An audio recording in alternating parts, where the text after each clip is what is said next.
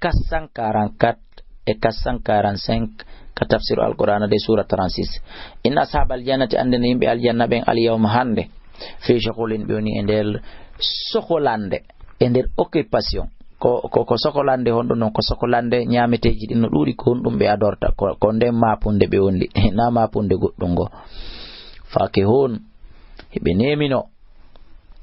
hum kambe wazwajum e sonnabe mabbe fi zilalin hibe nder dowde alal araiki hore dande muttaki onay be sobbindi lam no dane be fiatan faakatun moyanteji walam no dane be ma yadda wona kala ko be toroto ko salam jami kisi woni Allah wiana be dum qawlan dum ko kongol min rabbi rahimin iwraygol ka jeydo windere den joma yurmende on tongol kongol iwrata bandiji din inne wamtazu serte non e kambe julbe ben aliyama hande ayyul mujrimun kono yo bombe alama hada ilaykum e hawdano ka e modon ya bani adama Allah ta'budu shaytana wonde tawrew iblisa innahu shaytana lakum wonande adun ko ganyamo mubin bangen do wa askoni ibuduni rewelan hada ko rewgol langol siratul lal mustaqimun feewgol wayna no kaymo wala gada Allah gomdi majji min kuma modon jibillan kunu kathiran dudungo aflam takunu ene hari on laata kitagelu nay don hakila hadi jahannam ak ngedo ni te jahannam Allah tinge kontum gelati don to aduna don fada islaw ha lonje maggi al yawm hande bima kontum sab kon ko la don takfuruna don yedda al yawm hande nakhtimu mem fermay men no ta'ala afwaay me do kundule mabbe den wa tukallimuna yawta min aydim juude mabbe den wa tashhadu sidi to arjulum koyde mabbe den bima kanu sab kon ko be lati eksipuna be fagito wala na shawsi me de yiduno la tamasna men mehayno ala ayuni me do gita mabbe den fastabagu sirata be adondira e lawngol harabe yata fa nabsiruna konno be yirta gita jabitama ala wala no shawsi me de yiduno la masakhna men montayno be ala makanati me hore nokkure kabe woni don e hore place kabe do men efasa be hara yitatabe famasata'u tabe tagana kamudiyan kuntingol yaha wala yarjuna na rottagal iwtira bawo yiltitora bawo wa man na'miru kalama men wurni dum ngurnan juutudan no nakkisu men junnitaymo fil khalqi nder tagun ko dun alego men artiraymo men wattamo bobo lego afala yaqilun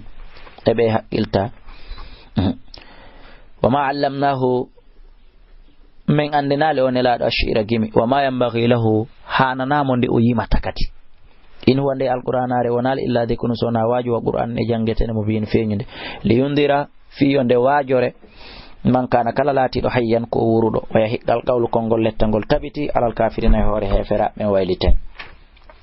awalam yara be yal anna men khalaqna lahum min taganibe mimma amilat aydina imode gon ko men golliri juude amen an amanne maradi fam kambe la ha wonande di malikuna hibe jeyinodi ko min jeengenade ko min jeengil dammi wadallalna halahum min dodina men deltani be di faminha ko e majira kubuhum won ko be waddoto wa minha ko e majji kadi akulunan ko be nyaamata walam nodan be fi ander majji manafi naforeji fa masharibu en jaram biradan dam afala ashkuruna be tatane ma yalladi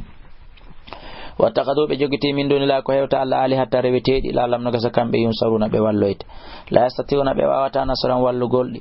kom kambe lahum wonande di jundun ko be fop ko be kono muhdaruna tawtendira be kandiri ta jahannama wala yazon ka wata sunina gawlum kongodi mabbe di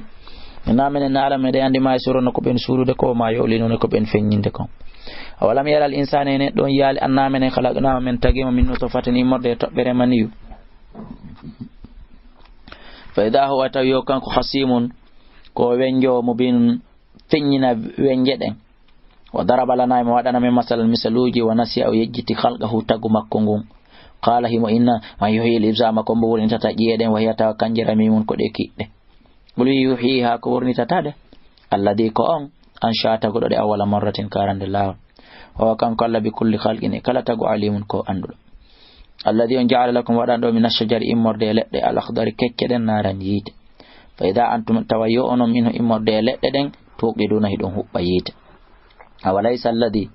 ewona li o Allah jo khalaqa samati tagodo kamulin wal arda leydi ndi be gadina wonde himo wawi ala an yakhluqa nde o tagata mithlahum yeru mabbe o yoni bala o yoni o wal khallaq kan kon tagowon al alim andudo innama amruhu an nufiyaka makko den idha arada shay'an sawfa lana magudum an yaqula lahu konde wiyanta dum kun fayakunu kun won fayakunu wana fa subhanalladhi la bal wodani o do biyadi